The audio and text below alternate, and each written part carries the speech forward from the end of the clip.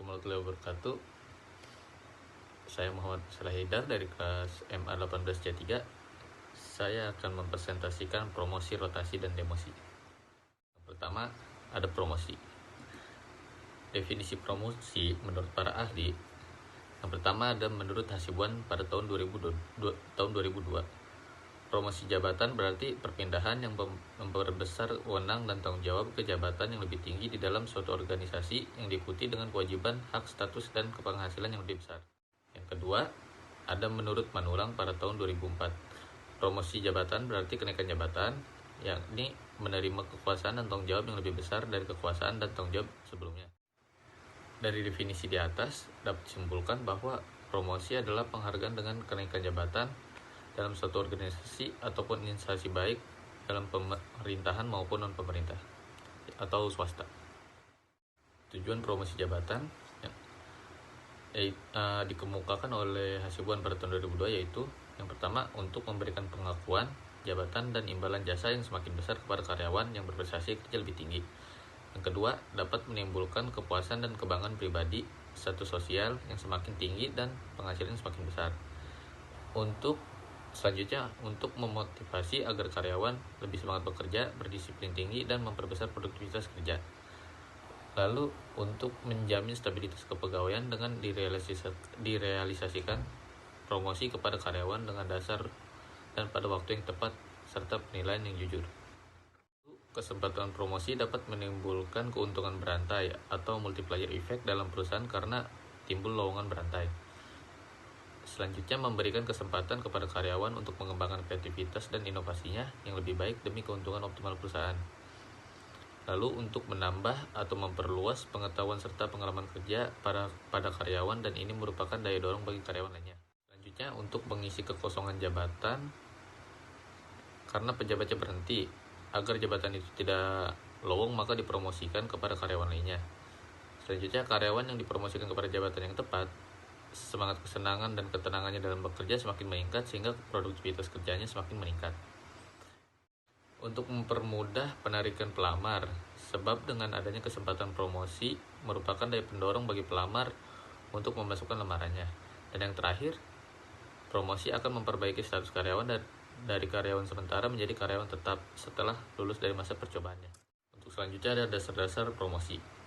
Pedoman yang dijadikan dasar untuk mempromosikan karyawan atau pegawai menurut Handoko pada tahun 1999 adalah sebagai berikut. Yang pertama, pengalaman atau lamanya pengalaman kerja karyawan. Lalu ada kecakapan atau keahlian atau kecakapan. Lalu kombinasi kecakapan dan pengalaman atau lamanya pengalaman dan kecakapan. Lalu ada syarat-syarat promosi. Yang pertama, kejujuran, disiplin, prestasi kerja, kerjasama, percakapan, loyalitas, kepemimpinan, komunikatif, dan pendidikan. Di sini saya mengambil contoh sebagian besar saja, tapi untuk syarat-syarat promosi tersendiri tergantung bagaimana rule atau peraturan yang ada di perusahaan tersebut. Selanjutnya ada jenis promosi. Menurut Hasibuan pada tahun 2003 ada 4 jenis promosi jabatan sebagai berikut. Yang pertama, promosi sementara. Seorang karyawan yang dipromosikan sementara karena ada lowongan yang harus diisi. Selanjutnya, yang kedua, ada promosi tetap. Seorang pegawai dipromosikan ke jabatan yang lebih tinggi karena pegawai tersebut sudah memiliki persyaratan untuk dipromosikan. Sifat dari promosi ini adalah tetap. Yang ketiga, promosi kecil. Mempromosikan seorang pegawai dari posisi yang tidak sulit untuk dipindahkan ke posisi yang sulit, membutuhkan keterampilan tertentu, tetapi tidak disertai dengan peningkatan wewenang, tanggung jawab, dan gaji.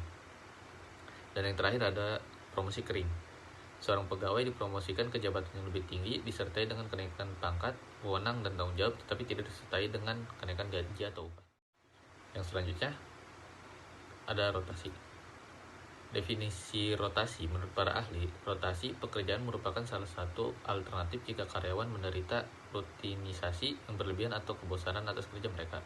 Hal tersebut perlu jika karyawan tersebut menganggap bahwa pekerjaannya tidak lagi menantang, maka karyawan tersebut oleh perusahaan seharusnya dipindahkan ke pekerjaan yang lain pada tingkat yang sama yang mempunyai persyaratan keterampilan yang serupa. Rotasi pekerjaan adalah pergantian periodik seorang karyawan dari satu tugas ke tugas lainnya, menurut Robbins pada tahun 2006.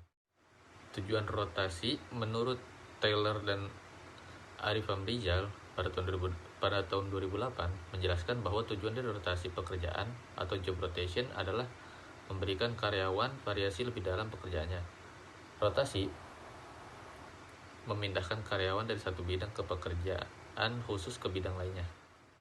Prosedur rotasi karyawan jadi prosedur rotasi karyawan harus sesuai dengan kemampuan karyawan sehingga berorientasi pada penempatan orang yang tepat pada posisi yang tepat pula. Jadi misalkan kalau di salah satu contoh di tempat saya bekerja, kalau misalkan ada manpower operator, ya kalau rotasi harus tetap sebagai operator juga. Itu pun di proses yang ia menguasai. Jadi tidak bisa dari operator ke foreman ataupun supervisor, karena itu tanggung jawabnya beda dan wewenangnya juga beda. Selanjutnya ada demosi. Demosi menurut Suratman pada tahun 1998 adalah penurunan jabatan dalam suatu instansi yang biasa dikarenakan oleh berbagai hal. Contohnya adalah keteledoran dalam bekerja.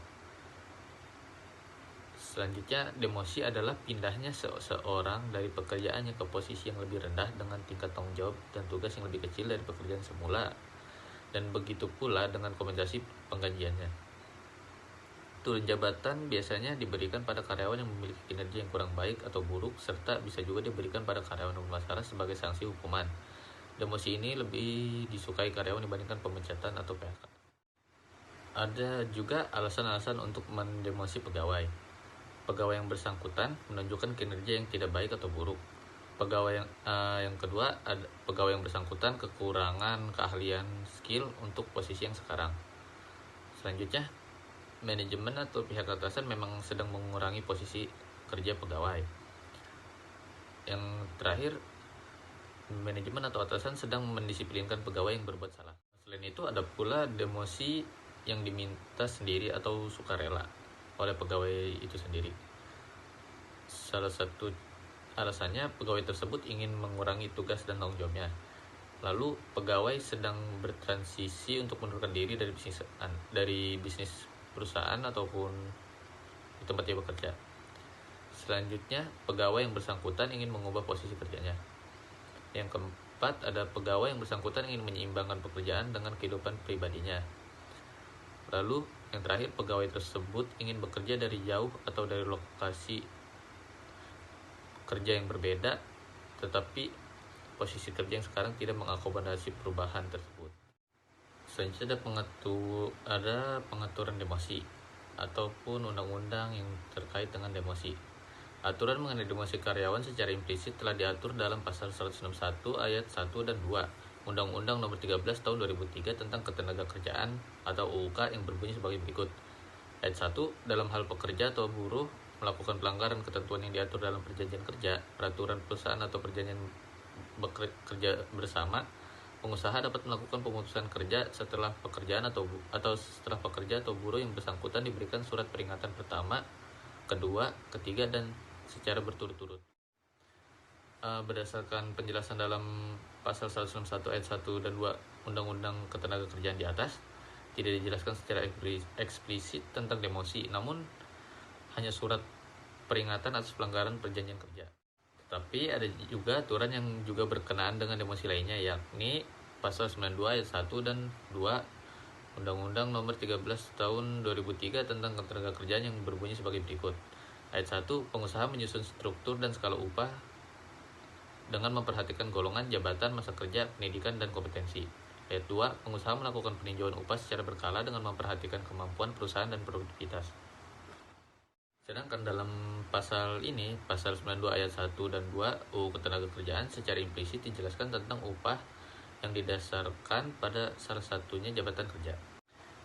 Jadi kita bisa menyimpulkan dari pasal 161 ayat 1 dan 2 dan pasal 92 ayat 1 dan 2 UU Ketenagakerjaan bahwa demosi diatur berdasarkan perjanjian kerja, perubahan kinerja, dan tanggung jawab yang berakhir dengan penurunan jabatan, begitu pula dengan penurunan gaji. Ya, sekian presentasi dari saya. Mohon maaf bila banyak kata yang kurang jelas ataupun penjelasan yang masih kurang. Ya, segala kekurangannya lah pokoknya Pak. Saya mohon maaf dan semoga dibuka pintu maaf selebar-lebarnya. Terima kasih. Wassalamualaikum warahmatullahi wabarakatuh.